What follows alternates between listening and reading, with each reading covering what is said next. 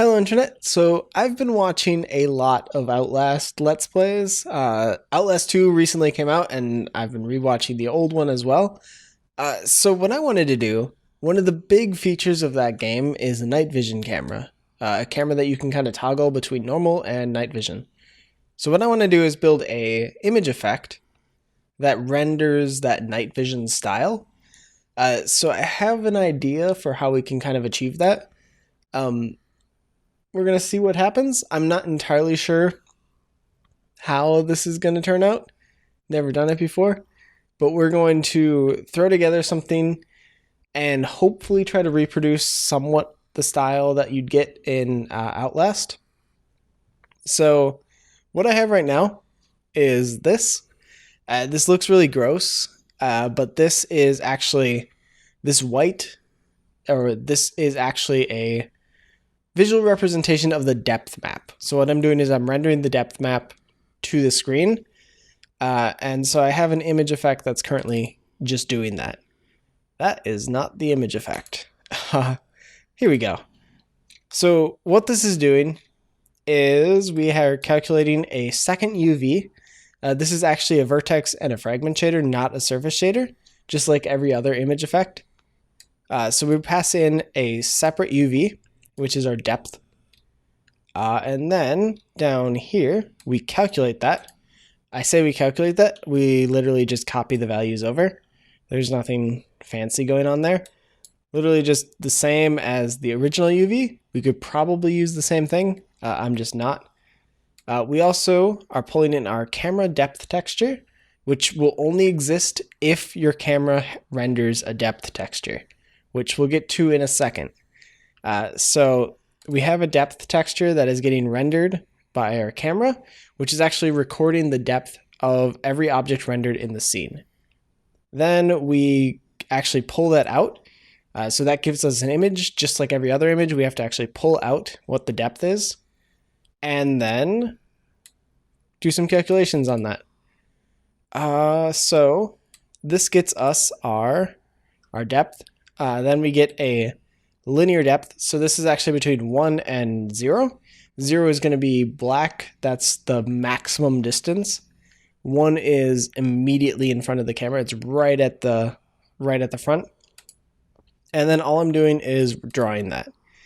There's still some old code littered around from like the default image effect. I just threw this together really quick just to kind of get us started because I wasn't going to remember how to do this. So this is how I'm getting our depth so we can render it. The only other thing we have to do is actually pull in this. So we have to set our camera to have a depth texture. Otherwise, it may not render and this won't work. If you don't get one, you're kind of screwed. So that's what we have, and it gets us this. What I want to do is I want to take this texture and actually drop it down. So say we give it some sort of range. I want to be just within that range. And then if we're in that range, we're going to draw our effect. Otherwise, it's just going to be black. So the first thing I want to do, I have a lot of tabs open, sorry about that. The first thing I want to try is we have this here. I'm not entirely sure how well this is going to work, but I'm going to actually pull off a range. My mic is totally in the way. I need to figure out where to position that. So we're going to have a range that's just going to be a float. And so this is going to be the total range of your night vision. I'm going to set it to 10 because it's usually a horror effect and limiting vision is sort of a theme. So I actually don't know what this decode float RG gives you. Let's find out. I think if I do depth equals the depth, no, if we do our range minus our depth, so assuming that our depth that from this calculation is in actual units and not in a linear scale from 0 to 1, then what this will do is this will be at right in front of the camera at maximum range. Is that what I want? At maximum range, it will have a value of 1. No, sorry, that's wrong. What'll happen is as the depth increases, it's going to get darker and darker. So it's going to be effectively a linear fall off that becomes 0 when the range is equal to the depth. And so that's important because if we then divide by the depth, not the depth, the range, then that gets us between 0 and 1 over that function. We don't care if it goes less than that. So actually, let's just do a max function of 0 and that. And so what this is going to do is it's going to be between 1 and 0, assuming this is in unit range, which I don't necessarily know is true. Undeclared linear depth. So let's just override that quick. And immediately break everything. Nice. Nice.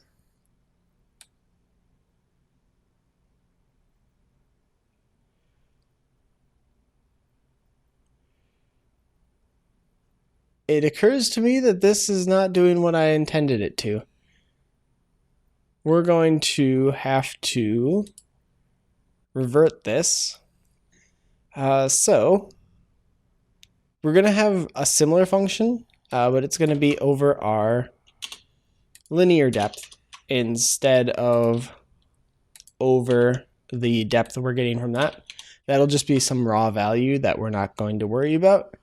And so remember, our depth goes from 0, which is, no, it goes from 1 to 0. So 0 is as far away as we can get.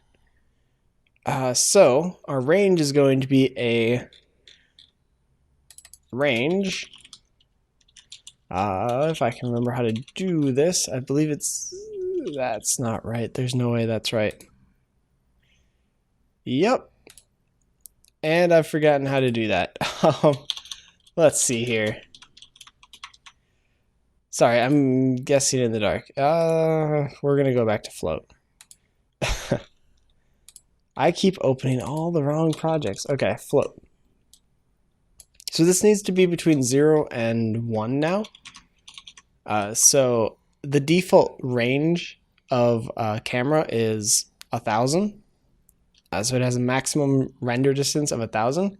So 0.01 should be 1/100th of that, which comes out to about 10. So that should get us effectively the same thing. Then we just need to modify our depth and plug that in everywhere we had it. And this should get us this. Don't know about the white in the background.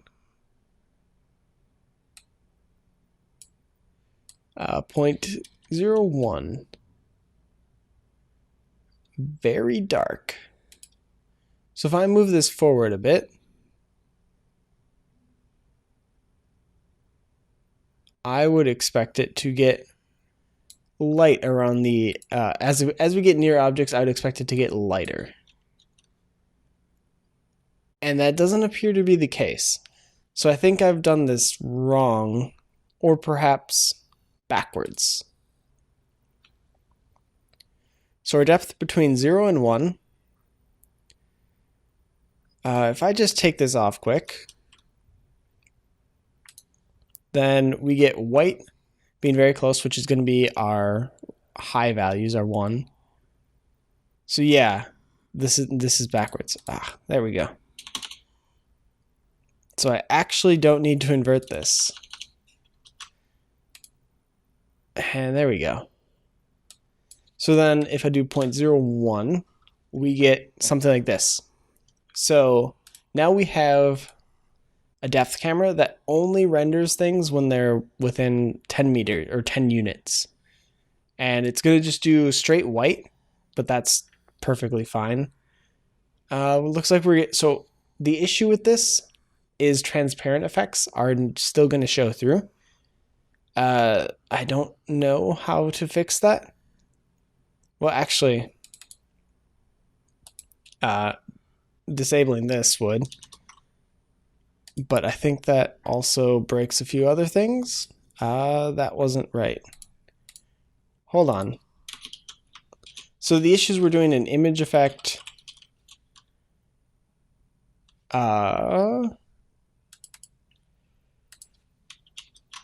Don't know where that goes, but we're doing an opaque image effect. And so because of that, opaque images. Well, so I'm getting lost. So the way this works, the way the rendering pipeline works, all of your solid objects are drawn first. So it doesn't matter where they are in the scene, they get drawn first. And then after all of that, all of your transparent objects get rendered from the back to the front. And the reason that's done is because you have a depth texture, effectively what we're doing. And so your engine, or your GPU rather, tries to help you out. And so it isn't going to draw things that are behind other things, which is great, except when you have transparent things, because then you put a transparent thing in front of a solid thing, and then it doesn't draw the solid thing behind it, which doesn't actually look transparent, then it just looks broken. So that's sort of the idea here, is those are getting drawn after this image effect, which is a problem. That I don't think we're going to solve that in this video, because I don't know how off the top of my head, and it will give us a good chance to talk about that in more depth because I want to. So we're going to solve it for opaque stuff, for solid objects, and then we'll get more advanced later. So probably not the best solution to that problem, ignoring it, but that's what we're going to do. I can't get this image effect allowed in scene view thing to work. I don't really know where it's supposed to go because I just kind of found it and slapped it everywhere. But yeah, that's the thing. So we have this. It's sort of drawing everything. What I also want to do is, so we have a linear depth. There's also a color here. So what I want to do with the color is actually assign it in a really fun way. So we're going to take the red, green, and blue values, and we're actually going to add them. And then we're going to divide those by 3. Actually, so there's a luminosity scale, which actually might be better. So yeah, let's do that. So if I do fixed 4, that's not how you do that, of our color, or of our luminosity, I'll just call it lum.color. And we'll just do that 3 times. So luminosity color and luminosity of our color. So the reason you do this is the human eye actually sees colors differently. So reds, for example, appear dimmer than blues, I believe. Don't quote me on that. I'm gonna go look it up shortly. But all 3 of the color channels actually will have different brightnesses, or apparent brightnesses. So they don't all appear to be as bright as everything else. And so what we want to do is we want to solve for how bright is this pixel. And then we want to multiply that by our depth. Do we want to multiply it? No, we want to add it. So it's going to be an addition of the depth plus the color. So we can actually white out the screen. If we're in a really bright room and you have night vision on, it'll actually just white out everything, because it'll just be, the depth will be too close, plus the color will just flare up and blind you, which is good. So now I'm squinting because I am not totally familiar with what I need to do. I'm going to wave around and point my finger a lot. Let's take our linear depth and multiply that by what we just calculated. and then we can actually swap this in. So we're just going to draw our color here. So I need to solve this. So we're going to have return a fixed value, which is just a floating point value. And we need to pull in a fixed 4 or fixed 3, I think we'll do, which will just be our color. And so I'm going to go look up the formula for this. We'll just plug it in. But just like in a normal function or in a normal language, you can write additional functions and shaders, which is what I'm doing. There's nothing preventing you from doing that, and I'd recommend it. It keeps things clean, which is always good, especially when you're doing weird stuff like this. So I'll be back. We will have this. Yeah, that's right. Okay, I'll be back. This will be implemented. We're effectively going to just pull things out. There's hard-coded values that we're going to need to add. Now, I don't know exactly what they are, but you'll see in a second. So BRB. So I've pulled out a luminance calculation from a Stack Overflow article. Maybe not the best place to get it, but it will work. So we just need to plug in our colors values here. So we can use the swizzle operator to actually use color.rgb. And so these are just hard-coded values to kind of represent what the human eye will actually see. And that should help kind of make it a little bit more realistic, or if not realistic, it will make it at least a little bit interesting. I don't know if it'll be what we want. Alternatively, we could have just added all 3 of them and then divided by 3. That would have worked too. But this seems like a better option. So we're going to go with this, and if it doesn't work, then we can switch it. But that should be enough to get us this. And it should, oops. I broke it. It's fine. It will come back. I may not know what I'm doing as far as implementing functions go, but I'm going to pretend like I do.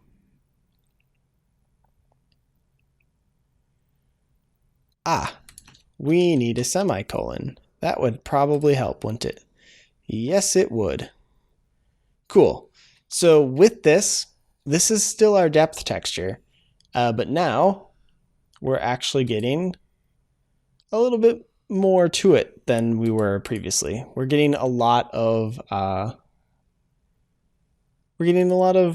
color, which we may want to actually modify a bit, because this almost seems too bright. Like it's almost too clear, but we can actually modify that as well. So we're gonna have a color. Do I want that? Sure, color multiplier. Why not? So this is gonna kind of fix that. I'm gonna keep it at 1 for now, but we will introduce it because somebody's gonna want it. That's a terrible reason to introduce something. So we have our linear depth. I need to multiply this by the color multiplier. And so this should, assuming I can tweak it now, it should allow us to make these a little bit harder if we need them to be. And so the advantage of this is we can kind of make like really bright colors like this. We can make it totally bleed out your vision, so you can't really tell what's here because it's too bright. But if we lower it too much, it becomes really hard to kind of tell what's going on. So we're not going to stop there. We are going to have a search. We've got this, that's our color multiplier. We're going to have a color mask as well. So this is going to be a multiplication of something. We're going to default it to just a standard white texture. And so the idea here is we're going to have a mask. So we're going to take that color multiplier, we're going to multiply it by the mask, and then we're going to multiply it by the actual color we calculated. And so the advantage of this, assuming I'm right, we have a color mask. Is that what I called it? Yes. Cool. So the advantage of this is because I'm taking this, we can actually do some fun things with this. So that wasn't a good description of it, but if we multiply out this mask here, I can put black on the outside, and that will actually give us sort of a vignette just by its own nature. There's a whole bunch of stuff here. Don't really need any of this. Perlin noise, cool. So we're going to do the default particle, which is going to be just a circle. Since the viewport is actually stretched, it will actually stretch that out because this is going to be 0, 0. This is going to be 1, 1, I believe. So it will actually stretch out your picture a little bit, which is fine. I actually kind of want that. But you kind of get this automatic vignette because around the outside you don't get anything. So the advantage of all of this is now we have this crazy I guess it's just white, but we can fix that too. It's just a white, I don't know, night vision kit. So we can kind of move around. As long as there's no transparent things, you kind of get the idea. And even in like total darkness, well, this isn't total darkness or anywhere close. But we can make it totally dark. If I turn off all the lights, it's going to get at least darker. And you can tell it got visibly darker because as we turn off the lights, our night vision kind of fades away into nothing. We can make this work. So if I multiply this by like 4, suddenly we're seeing things again. And hopefully more than we would normally, which is sort of the goal. So obviously we need to play with this a little bit more to get it to work entirely as we want it, but it's close-ish. So the last thing is we're going to add just a color. And we could keep expanding on this, but I think this is like the last major thing. We're going to add a color. Like some of the other options would be like noise, for example, where you may want to, I don't know, make something, I don't know, noisy. So that you kind of simulate like the camera style, so it's a little bit it's just grainy, like your camera's in low light and trying to just pick things up. So we're going to do a fixed 4 of our color. I think that'll work. I'm kind of making this up as I go anyway. So we just want to multiply this color by the color we just calculated, or the color we just gave it. I did that wrong. It occurs to me I don't know how to actually default a color anymore. There we go. So if I want to make it green, there we go. So now we have a green-ish night vision camera. And we can tweak this as much as we want. But I think that's pretty cool. It doesn't take much to build it, and it actually looks pretty sweet. And even in like pitch dark, so let me actually completely remove any ambient light. How do we do that? Like that. There we go. So this is now our scene. Totally black. No ambient light whatsoever. If I go into here, well, that doesn't really show my show my effect very well, does it? I didn't do an ad, did I? No, I did not. Okay, we weren't done.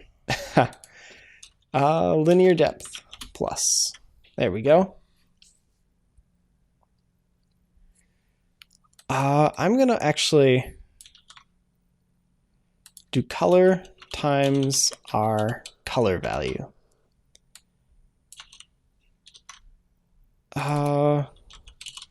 Yeah, like this. And so I'm actually going to pull out a lot of this stuff because we don't need it anymore. Because I just fixed. So instead of calculating every single channel at once or calculating them all and continuing to do like vector multiplication, we're not going to do that anymore. We're just going to have one value, just a color or a strength or whatever you want to call it. And we're going to calculate it once. And we're going to add the two. And then multiply it by the color after we're done. Boom. So now we have night vision. That is inverted. Is it inverted? Why is our color mask is being multiplied at the wrong spot? Oops. So our color multiplier goes there, but our mask needs to move down here. So after we've added the depth, we can actually add that effect there. So it actually falls off. And that should be that. I was kind of, oh, that won't affect it, will it? Because we use the same UVs, so that's irrelevant. Ignore what I just tried to do. Yeah, so what we can do, I don't know why that doesn't have any visible effect. I would expect it to. Huh, interesting. But so you can kind of tweak this to what you want. Maybe we could make our image effect itself actually like expose these in a little bit nicer way, because right now you have to kind of divide this by the actual camera range and kind of solve it that way, which is gross. And there's a few other things that you have to do. But for like a basic effect, I think it's pretty cool. You can kind of get a general idea of what's going on. That looks a bit funky. And I'm not sure why. I think those are transparent. That would be my guess. Or they just, no, yeah, that's what, okay, I get it. So I took this color and increased it dramatically.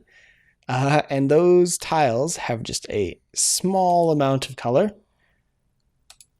And so because of that, they were just glowing.